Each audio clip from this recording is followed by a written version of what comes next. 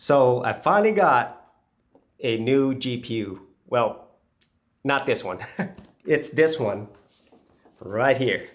The AMD RX 6700 XT 12 gig GPU.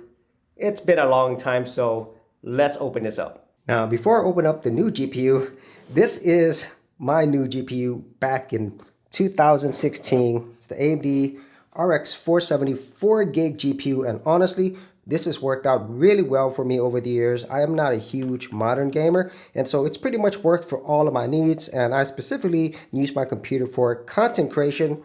But now, having 4 gigs of RAM, it is starting to push it on my computer, and it does affect some of my overall workflow as well. And when it comes to modern gaming, it's not bad at all, but certain games I'm definitely not able to enjoy as much because of the fact that this is an older GPU. So now it's time to upgrade. So here is the new one. This is from XFX.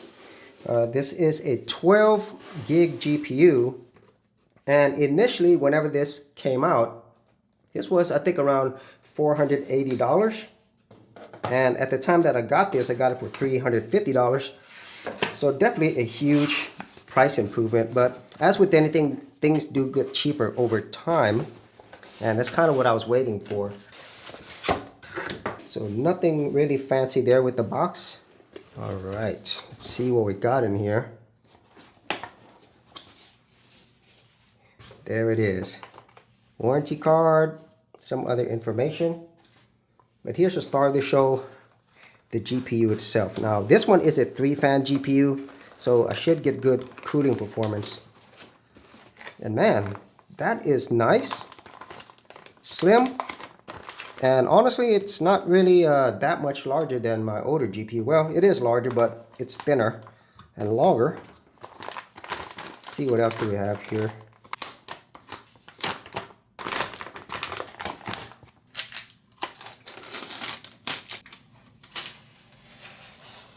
Alright, so let's take a closer look at the card. I really do like the way that it looks. In terms of inputs and outputs, it has one display port, and the rest of these looks like they're all HDMI. And in terms of connectors, it is 2 8-pin connectors, so definitely want to make sure that you have that in your power supply. And everything else, very nice looking card. And if I compare it to my older card, it's not as wide, but it is longer, plus it has 3 fans. So this is a PCI 4. So I'm going to go ahead and connect it to my computer and get this started. Okay, so I'm just going to plug this into my PCIe slot. Okay, so I got the card installed. Everything's plugged in, so let's go ahead and turn on the computer. And hopefully things work. Okay, so the GPU is successfully installed. I also have AMD's Adrenaline software, so everything's good to go. Drivers have been updated as well. So now it's time to test this GPU out. Now, when it comes to gaming, I am not much of a modern gamer. Pretty much all of my gaming is retro gaming. That's what I really love to do. And for those cases, you don't really need a powerful GPU. And so these examples of gaming that I'm showing you, this is basically what I consider good performance for modern gaming. So at least for me, if it's 30 frames per second or more, then that's good enough. And I don't necessarily need it to be at the ultra or max settings with RTX and all types of effects. So in general, for modern gaming, these examples I'm going to show you, they're pretty much like to the high to ultra to max in some cases, but I'm okay with medium or low settings, and I don't necessarily need it to be always 60 frames per second or more. If it's 30 frames per second, then at least that's good enough for me. So I just did want to put that out there before I show you the examples of performance for modern games. Ready yourself.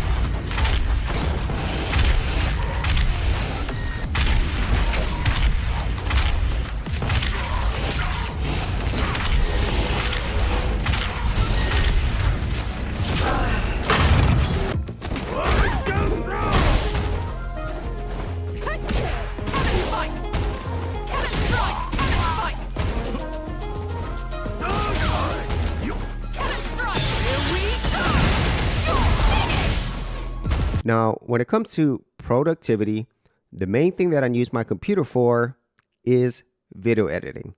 Now, I do use a number of video editors, but my favorite is DaVinci Resolve. And at least for me, I do very simple video editing projects, and so I couldn't really tell much of a performance difference in my project timeline day to day versus my old AMD 4 gig GPU. However, the one place that I see a big difference is in the export or render times. So just for example, I had a 14-minute 1080p video, and with my old GPU, it took about 5 minutes 47 to 5 minutes and 50 seconds to render that out. However, with this brand new GPU, it took about 2 minutes. So that is a big difference. I'm going to get like 50 to 60% faster performance with this new GPU. And in the future, if I do more complex video editing projects, then obviously this new GPU, especially with 12 gigs of RAM, is going to be a huge benefit. So that is my review of the AMD RX 6700 XT. If you're looking for really awesome 1080p gaming performance, then this card will not disappoint. And even if you wanted to do 2K gaming, this will give you a great experience. And if you're someone like myself who's primarily a content creator, then having this card will definitely speed up your workflow, especially considering it has 12 gigs of VRAM, which isn't only good for gaming, but it's also really great for content creation, especially if you're going to be doing 4K resolutions or even higher. And since it does have this amount of VRAM, this will serve you well for many years to come, even here in 2023. And finally, if you are somebody like myself who doesn't upgrade their GPUs often, like about 7 years ago, then this is a great time to upgrade, especially considering the price of around $350. And you could get this for as low as $320 at the time of this video, and prices will only continually go down. And so this is really an excellent GPU, especially given the price to performance value that you're getting out of this. So if you did want to support my channel and get this card, I will leave an affiliate link in the description area below. And if you have some other cards that really give you great value for performance, be sure to leave that in the comments area below. So as always, if you did get value out of these videos, be sure to share, like, and subscribe, and I'll see you on another episode.